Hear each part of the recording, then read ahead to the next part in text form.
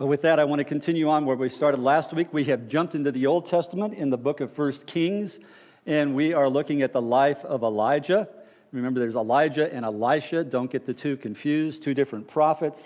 We talked about Elijah last week and how he was becoming a man of God and how God sent him to Ahab, who was the most wicked of the 19 evil kings that the northern kingdom had in a row. He was the most wicked of the bunch. And God told Elijah to go to him and prophesy that there was going to be a drought, and that would affect the whole kingdom. And instead of a fight ensuing between Ahab and Elijah, Elijah was told by God to go into hiding. And so he goes into hiding. And if you remember, he was provided food and he was provided a brook to drink from, but the brook ran dry, and so that God used that to force him to move on to another area where he encountered a woman who he asked to feed him. She couldn't. If you remember the story from last week, he said, I only have enough for this last meal for my son and I. And he said, no, your oil will never run out, and neither will your flour. And God honored that, and he was able to be sustained by her and sustain her son. And then a great miracle occurred. Her son, unfortunately, died. And Elijah laid on him, prayed to God, and God revived him. All because of the obedience that he had. Elijah's a pretty amazing story. But today I think we're going to see something in him that, and in one of his encounters, one that we've heard a lot about, but maybe not thought about in this way, but how God really wants to be number one in our lives. And we talk about that. We almost all as Christians would say, of course God's number one in my life, but do we really place him in that priority? Because remember, it was God himself that said, thou shalt have no other gods before me. None. And to have any god before God is called idolatry. If there's a person, place, thing, whatever it is that you put in front of God in your service to him, that's called idolatry. And God says, no, I want no idols to take my place. I am supposed to be number one. And so what does Satan do, our great enemy? He tries to get us engaged with all kinds of idols in life. Because if it's the number one thing God says, I want to be first place, not second place, of course the enemy is going to try to put God in second place or third place or fourth place. And so we have this ongoing struggle as human beings with putting things ahead of God. And so the story today really talks about that and what happens, this encounter. And here's something I want you to realize. False gods promise what only the true God can provide. False gods will promise what only the true God provides. False gods make promises to you. Now, what do you mean? I'm not worshiping a false god. Think about some of the false gods. Money is often a false god for people. They chase after money at the expense of their relationship with God. They make money an idol in their life. Because money seems to try to guarantee you a future, guarantee you hope, guarantee you security. It's saying, I can provide this for you. So what do? We strive after the money because we believe we're going to get security from it. If we're going to get happiness because we can have the things that we want. All those things happen. But what happens when the money's gone? What happens when you get sick? What happens when there is trauma in your life? How much does the money help you through all of that? Not at all. It can't give you what you really need. It is a false god that promises what only the true God can provide. And so money can become an idol. Get the picture. Here's Elijah. He's living in a time when they were worshiping hundreds of false gods. Two principal ones, Baal and Asherah, were the two big gods of the day. Those were the ones that most people honored and worshipped. He has this evil king that he's dealing with. He's in hiding. Ahab wants him dead because he had the gall to tell him that this drought was coming, and it actually occurred. And so we find him being challenged by God to come out of hiding and confront the king. You have to realize 3 years of drought has passed at this point in time. Things had gotten very difficult for Ahab and his kingdom because food has been running out. There's no water. People are starving. People are dying of thirst. There's disease. There's all kinds of things. And the king wants this man dead. And now God says, go to him and confront him. It's time to go back. Time to get out of hiding and go confront him. And so Elijah starts making his trek back, meets Obadiah. Obadiah then is challenged by Ahab to go tell the king I'm coming. And he says, I don't want to go tell the king that you're coming because if you don't come, he's going to kill me. And he says, no, don't worry about it. I will show up this very day in front of him. And so he makes his entrance. And so we see now when Ahab and Elijah meet again after 3 years. And so here's what happens in 1 Kings chapter 18, verse 17. When Ahab saw Elijah, he said to him, is that you, you troubler of Israel? I have not made trouble for Israel, Elijah replied, but you and your father's family have. You have abandoned the Lord's commands and have followed the Baals. I love this encounter because we can just read right over it. He comes and Ahab says, it's because of you that we're having problems. You're the troublemaker. And Elijah says, I'm not going to have any of that. You're not going to lay this on my shoulders. I gave you a prophecy of what was going to happen, but the prophecy came because of your actions, not mine. It was your family's actions. It was the previous king's actions. It's your actions that has brought this upon your nation, not me. Don't hang it on me. Look in the mirror, buddy. It's all about you. Now, do you say that to a king who can just have your head taken off in an instant?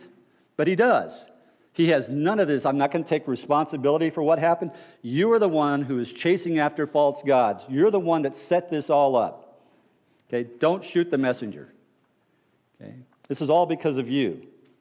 You are committing the sin of idolatry, is what he's telling him. You have chased after false gods. You have taken God out of his rightful place and shoved him down and put a false god in his place, and that false god can't give you what only the true God can provide. And that's your fault. No one made you do that. And you're the worst of them, by the way. He was the worst of them to do this. So realize there's a couple of ways to look at God out there as far as how many there are. There's monotheism. Monotheism literally is the belief that there is just one God. So mono, singular, God. Theos, monotheism, one God. There is only one God. Christians believe there is only one God. We are a monotheistic faith. But there's also polytheism, which is the belief that there are multiple gods. And in this time, Ahab believed in a polytheistic world because he saw many gods. And remember, this is the head of the nation of Israel, of the northern kingdom. How they got from the one God to the many God, it can be a pretty slippery slope, but that's where they find themselves. And so Elijah is confronting a polytheistic culture with the message of one God. There is only one God. This is going to go against the grain of what everybody's believing at the time, what the king is supporting, what the nation has turned to. So this is not an easy task that God has called him to come and take on a whole culture, not just a king, but a culture. Okay? Now, here's what I found interesting. I thought about this and said, what is a life lesson in this? Is there a life lesson for you and I as individuals? Even though you and I would say we are monotheistic, that we believe there is only one God, I'm going to be honest, we often live as if there's many. You say, well, no, I don't. I just believe there's one God. Well, often we live and worship many false gods. We can worship all kinds. Maybe not Baal and Asherah, but maybe material possessions. We make the accumulation of material possessions such a high priority that we're willing to sacrifice what we should give to God, our time for God, our time with God, the priorities of our lives, the things we commit ourselves to, so that we can have those things, and those things now take the place of the one true God. That's a false God. We do those things. It could be our image. Some people are so worried about their image, how they present themselves to the world, that they will sacrifice their funds to have the right clothes, get the right haircuts, look the right way, get a little nip and tuck and stretch and pull and everything just to make themselves look as though their image is so important that they will invest in all of that and make their image more important than God and put God secondary. That's a false god. And you're worshiping a false god. It could be a hobby.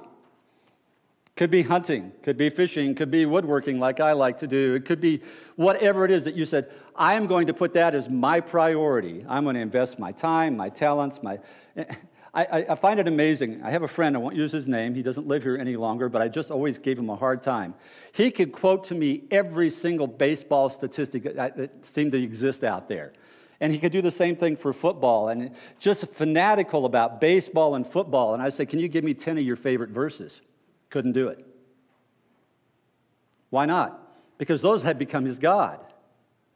So do you realize you have invested hours and hours and hours and hours and hours of research about something that does not last to become an expert in it when nobody needs that expertise? But you don't really know what the Word of God has to say.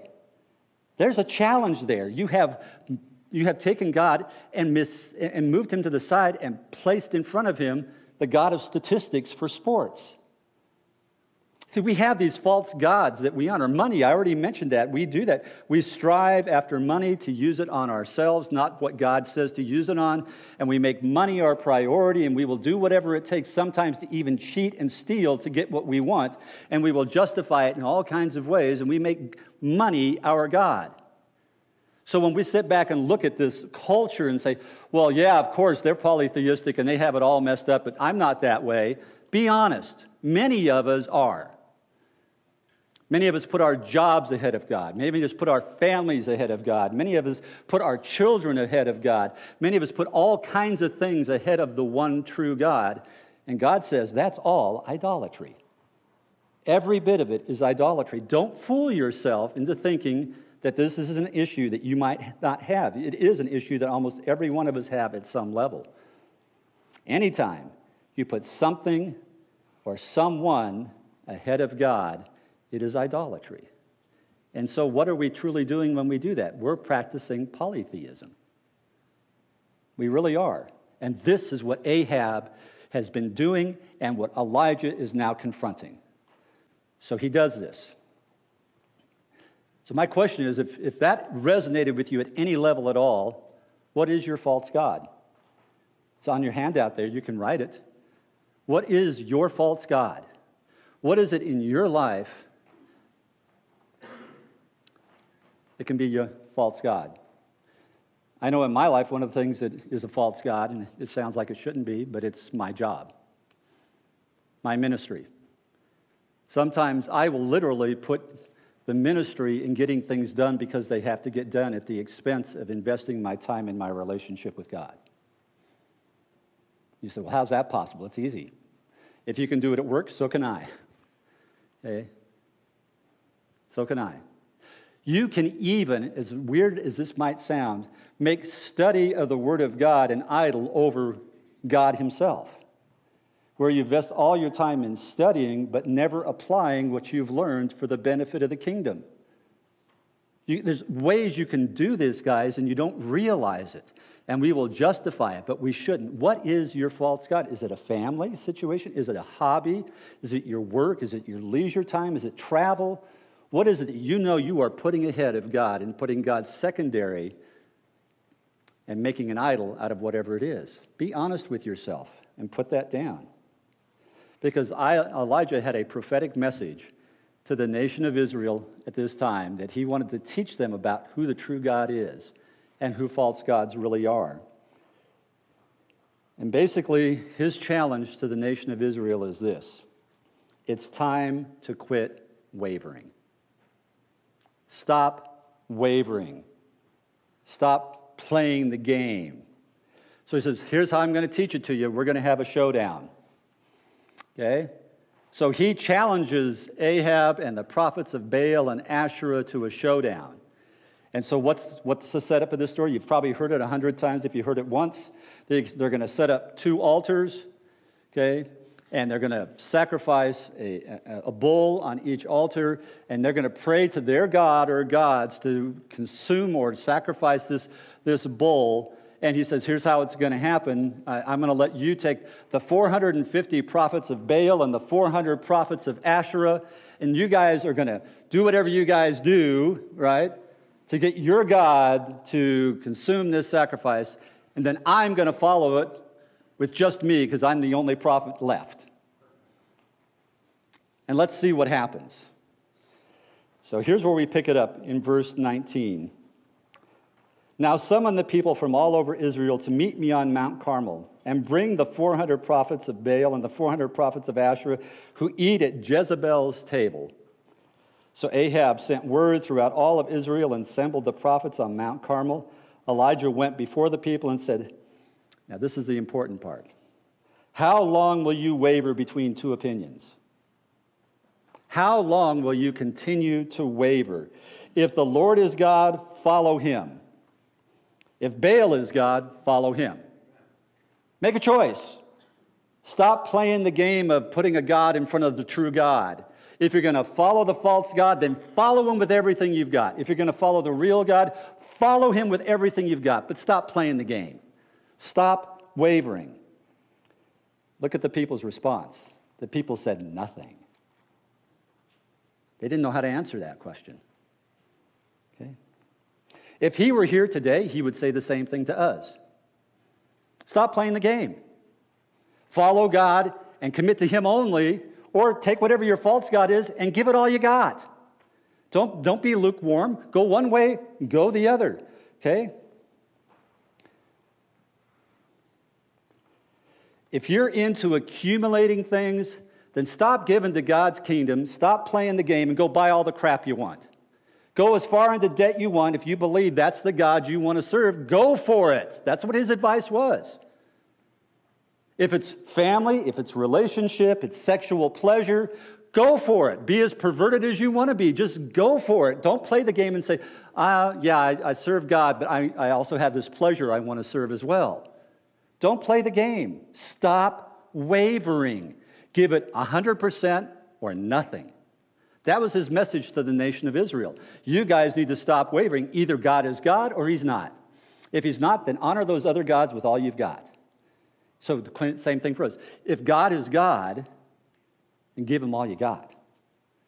If he's not, stop playing the game. Okay? You don't even need to show up on Sunday. Why be here if God's not going to be number one? Honestly. If God was truly number one in every Christian's heart, this place would be so jam-packed, we would have no place to seat people.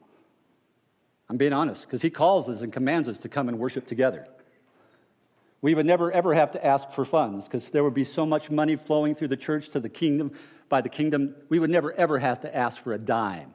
We would never, ever, ever have to ask for volunteers, because people would be volunteering and climbing over each other to serve the kingdom of God. But what has happened? We have a set of gods out here that we are committing to, and we have the one true God calling for commitment. And Elijah would say, would you stop wavering? Stop playing the game. Commit to him or commit to the others, but don't play the game. That's the message of this story. It is a powerful, powerful challenge. And you can just read past it and not think twice about it. But you need to hear what was said. If Christ, the Son of God, is the one true God, stop wavering. Serve him with all your heart. Everything that you are. So he tells them to quit wavering. He says, now we're going to have the showdown. Okay, guys? And they couldn't answer him. So he has the altars of sacrifice built. We pick it up in verse 24. He says, then you call on the name of your God, and I will call on the name of the Lord, the God who answers by fire. He is God. Then all the people said, what you say is good. They had confidence, of course. Their gods were going to provide the same thing. So really, what's funny about this is Baal is the sun god. If anybody should be hot, it should be Baal. If anybody could cast fire, it should be that God of all gods to cast fire. So we pick it up in verse 26. So they took the bull given them and prepared it. Then they called on the name of Baal from morning till noon. O Baal, answer to us, they shouted, but there was no response. None. No one answered. And they danced around the altar they had made. Now, I want you to get the picture of this. 850 prophets gathered around this altar. We're not talking about a small group of people. 850 prophets dancing, screaming, begging, gyrating, doing all kinds of things to get their God's attention and saying, consume this bowl, and nothing happens at all. Absolutely nothing. Okay? So Elijah starts to mess with them. I love the humor that he has here. Verse 27, at noon, Elijah began to taunt them. Shout louder. Maybe he can't hear. Maybe your God is deaf, so scream with all you got, right, guys? Surely he is a God, right? Perhaps he is deep in thought. Maybe he's too busy. He's thinking about other things, okay? So you got to get his attention, so do whatever you can. Then it says, or busy. And this is the funny one, guys, because I wish sometimes they would just plainly translate these things, because that phrase, oh, busy, doesn't mean distracted by other things. Forgive me, but it means occupied on the potty. Okay? That's literally what it means. So he said, maybe your God's going to the bathroom, and he hasn't got time for this. This is what's so hilarious. He is taunting them and saying, oh, look at that. He can't hear maybe. Maybe, I don't know, maybe he's too busy having to, take care of business. Or maybe he's just traveling. Okay? Maybe he's sleeping, and he must be awakened.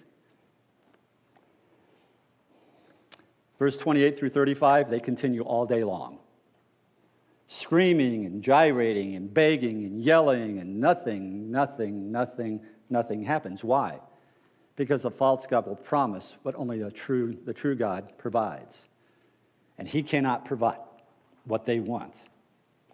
And in verse 36, at the time of sacrifice, the prophet Elijah stepped forward and prayed, O Lord God of Abraham, Isaac, and Israel, let it be known today that you are God in Israel, and I am your servant, and have done all these things at your command. Answer me, O Lord, answer me, so these people will know that you, O Lord, are God, and that you are turning their hearts back again. God, don't do this to show me off. In fact, don't even do it to show yourself off. Do it so these people will know you are the true God. They need to know that it's time to stop wavering. It's time to realize there is one true God, and you need to commit to that true God. So God, for the purpose of turning your people's hearts back to you again, would you consume this sacrifice? That's what he's asking of them. And look at the power and the beauty of the statement. God, this is about the people. They need to see who you really are. They need to stop their wavering. They need to choose what they need to choose today, that you are the God that they must serve. Because many have turned away.